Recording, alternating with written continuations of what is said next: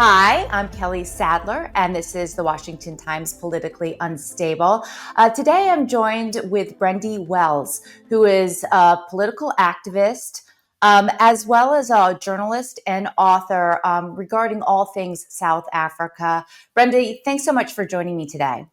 Thank you so much for having me, Kelly. It's an honor.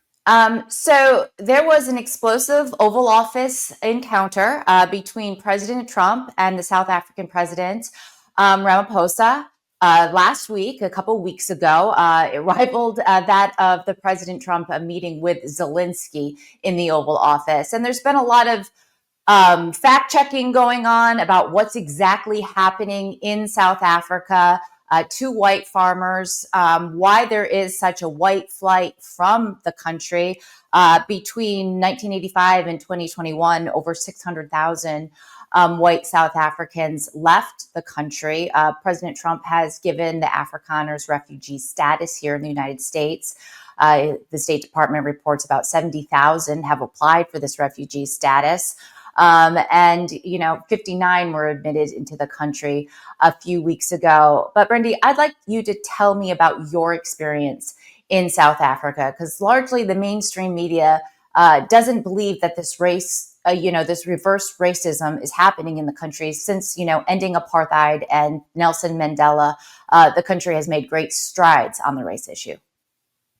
Absolutely, and again, this is again a whole mainstream narrative that has been massaged over the last few decades as a result of what has actually happened in South Africa. When Nelson Mandela became president, it was hailed as a huge victory. But for us in South Africa and the people in South Africa, and I'm not talking about white people or black people, I'm talking about the South African people, because we are a people and we are one nation. And that's how we always saw it.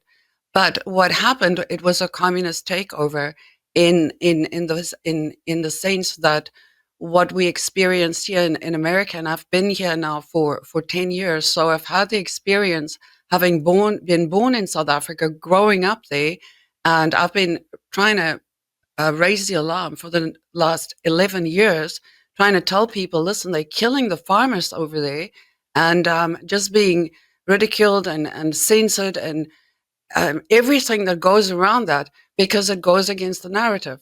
But what happened, it was a communist takeover, and these people that are currently in power are globalists, and it doesn't really matter what their skin color is.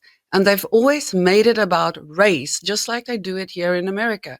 It's always black and white, or a sexism or racism or something, where it, in fact, has got nothing to do with that. It was a globalist takeover of the country, and they blamed apartheid for everything that has gone wrong. They've been in power for 35 years, and everything that goes wrong that they do, they blame it on apartheid. Where in fact the white South Africans voted for the transformation in hordes. So the white South Africans never wanted a race war. They just wanted to live in peace with everyone, and that's what happened. We became what they called a rainbow nation, and the government turned against a certain group, minority people. But because they were white, it was impossible for them to cry racism at all, because they're white, and therein lies the absolute joke in it all, because these people are literally fleeing a genocide. And even though they don't want to recognize that it is one, it totally is one. I started talking about South Africa in 2014. The amount of hate and the amount of threats that I got escalated to the point where I also got a dead bird in my post box, which is a clear indication that you are next. I literally was rescued out of South Africa at that time. My one friend, Annette, and I'll send you the link, in 2019, got a dead bird in her post box. And 4 days later, she was murdered. She was, I don't know, it was awful. She was raped with a steel pipe and bludgeoned to death with a hammer. And I mean, I can tell you stories after stories after stories. I attended 180 funerals in 2014, 2015 of people that I knew, not just random funerals. These were people, friends, families, and it's not just on the farms; it's everywhere. And the violence is just escalating. And then with the likes of the president himself, Zuma at the time, and that was the clip that President Trump played in the Oval Office, singing that he was going to kill the white man with a machine gun, and that cabinet is going to hit the white man with a machine gun. If that's not racism, I don't know what is. Yeah, no, you're absolutely correct. And President Trump did bring the receipts in that Oval Office meeting, showing video clips, articles about South Africa post apartheid. And one of the things, the mainstream media claims that there is no white genocide happening. All the fact checks say there is no white genocide happening. What I discovered in researching this topic is there's no official statistics that are kept by the South African government documenting any of this. So, by and large, the mainstream media, you said, okay, none of it's happening since we don't have the statistics to prove that it's true. But anecdotal accounts like yours are overwhelming, and the numbers speak from themselves. Just how many South Africans have left the country, either coming to the United States or going to other neighboring countries. So, I'd like to talk to you about the crime in South Africa, because one of the main talking points is crime is rampant within the country, and it doesn't really matter what skin color you are. But the argument is disproportionately, since whites are such a minority, white farm owners are such a minority, they receive, outsized number of hate crimes as opposed to the overall high crime rise that everyone. I mean, talk about crime, and is it a universal problem, or is it disproportionately targeted at white farmers? Well, crime is a huge problem in South Africa. I mean, you cannot walk down the streets. When I came to America 10 years ago, I couldn't believe I could take my dog for a walk in the street and not be scared. People in South Africa live behind 6 foot walls and you know uh, alarm companies, private security companies has become a big business there because the police just cannot control crime. Rape is terrible. In I've reported 40,000 rapes that's been reported in August of last year, and that's only 2% of people actually reporting it. So that's also a very, very large statistic. But the point is that there is a concerted effort to kill farmers, and I believe it is to affect the supply chain and food. So many farmers have been driven off their land by squatters and violence, but the gangs that go and do these farm killings are not South African. They are gangs that are coming over the border from Zimbabwe predominantly, and they actually use police firearms. They rent their firearms from the police, and after they've gone on their crime spree, they hand those weapons back. And I can send you documented proof thereof. I'm not just making this up. I've been reporting on this for 11 years. Also, when they do kill a farmer, I mean, and the poor man has been bludgeoned to death and wife raped, and the babies and kids, beaten to death with shovels. That is how cruel it is. They put it down as death of natural causes. That's why there's no statistics on it. And then when they do catch any of these criminals who commit these crimes, the next day they're back on the street because the whole judicial system has failed as a result of communism. And then also the long and the short of it is that if a farmer does defend himself and manage to shoot one of the people who's torturing his wife or attacking him in his home, and the cops show up, they actually arrest the farmer for Mhm. for shooting this poor little person who was just looking for food in the middle of the night with a firearm and a knife. So it is really a contrived narrative. They don't want people to know the truth. But the long and the short of it, it has never really been about, they made it about race to justify what they've done. But our Mandela moment was the same as the Joe Biden moment. It was a contrived, stolen election that nobody wanted. And then there are many, many Black South Africans. I grew up on a farm in South Africa. I speak Zulu. I can speak, you don't speak the language of people that you hate. So that is also contrived. It's not true. There is, the South Africans are banding together, and even the Black people who try to speak up against this. One of my friends, Sipho, he walked 200 miles to deliver a note to Parliament to ask them to please look into the farm matters and stop it. And the threats that this man get. So even the Black people are scared to speak up. The ones that you are seeing on the internet that is so loud is, and there's white and Black people talking against it. But again, it's the same as in America, where you have your leftist mindset and then you have the conservative patriots. And it's got, again, nothing to do with skin color, because there's many Black people that stand with the white people because they can see what is going on. And then you have this militant leftist mindset that just denies, they deny their lying eyes because it's happening right in front of them. Well, we know that President Trump has been concerned with South Africa since he entered office. Marco Rubio did not attend the G20 that was held in South Africa this year. He skipped it. All federal aid, foreign aid to the country has been blocked. We know that the president wanted to show his displeasure with the South African president, a few weeks ago in the Oval Office. That meeting was requested by South Africa. But I want you to talk more about the ideology of the new government.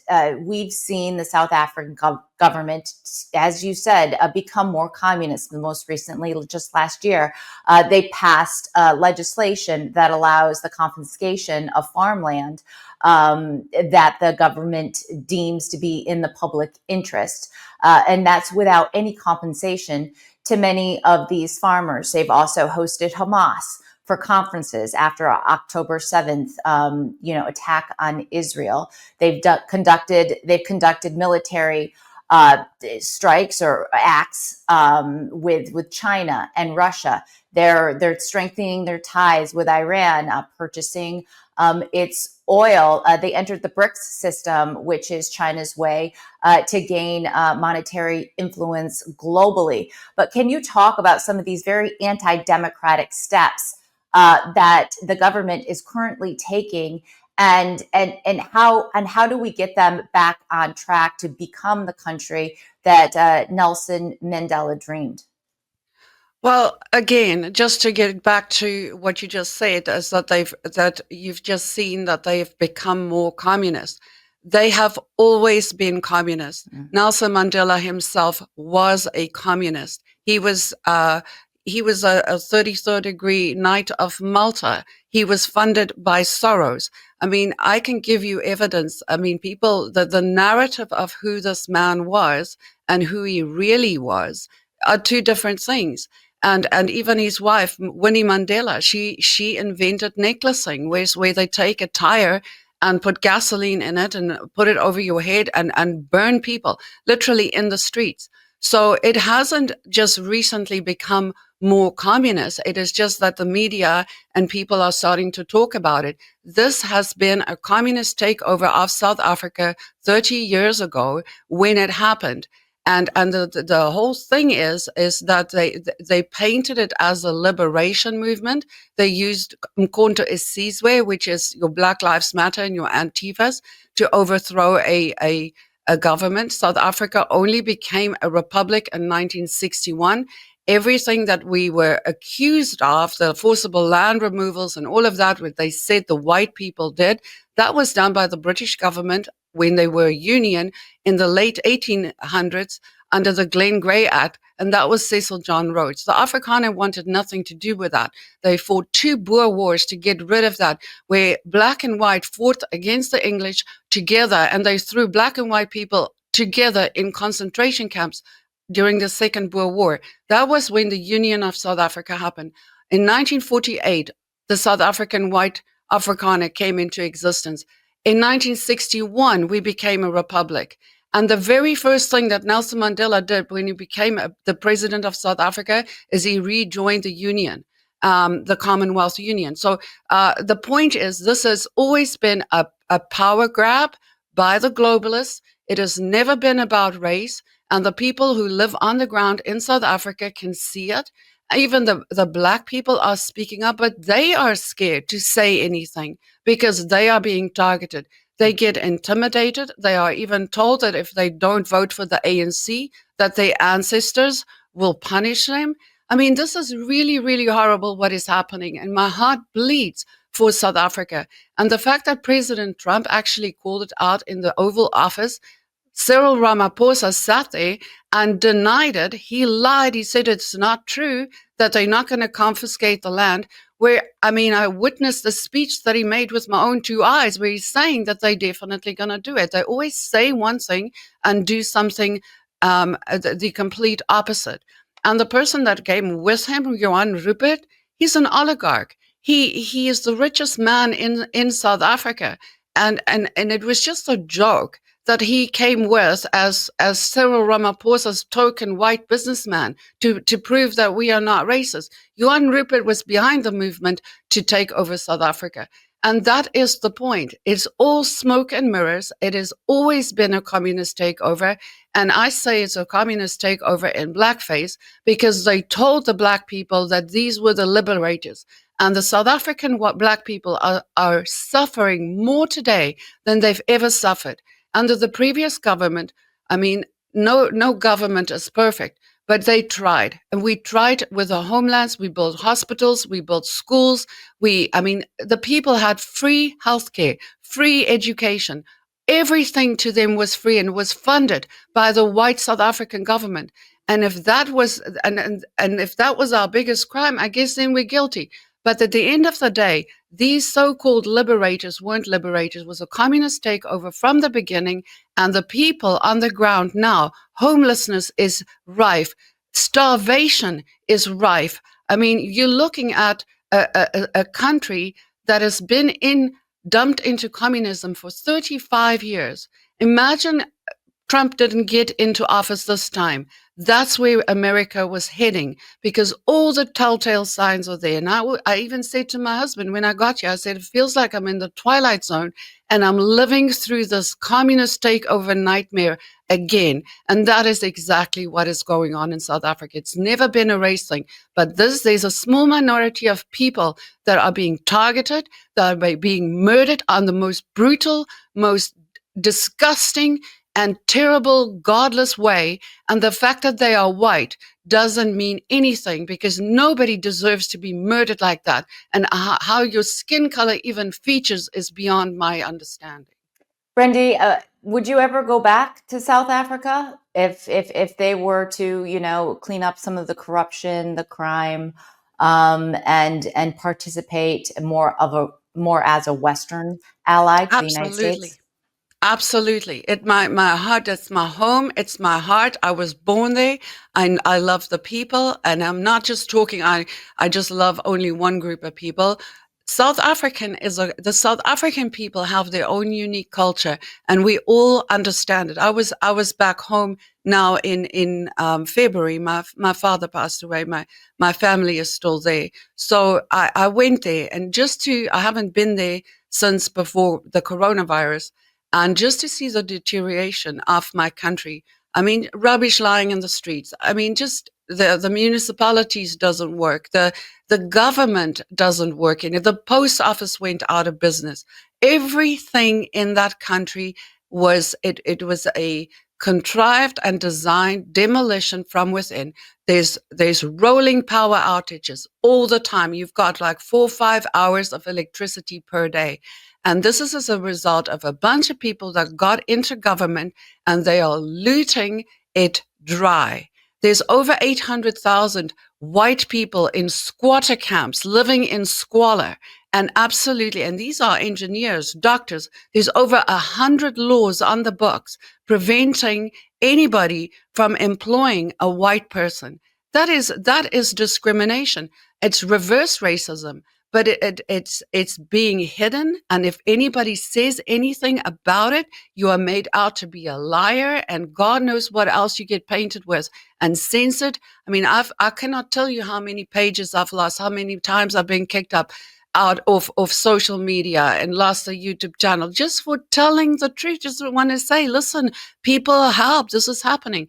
And they just don't want to believe it. And even when President Trump sat there and he brought the goods and he showed the evidence, even in the face of the truth, they still deny it. All right. Well, Brendi Wells, thank you so much for joining me today. I appreciate it. Thank you so much.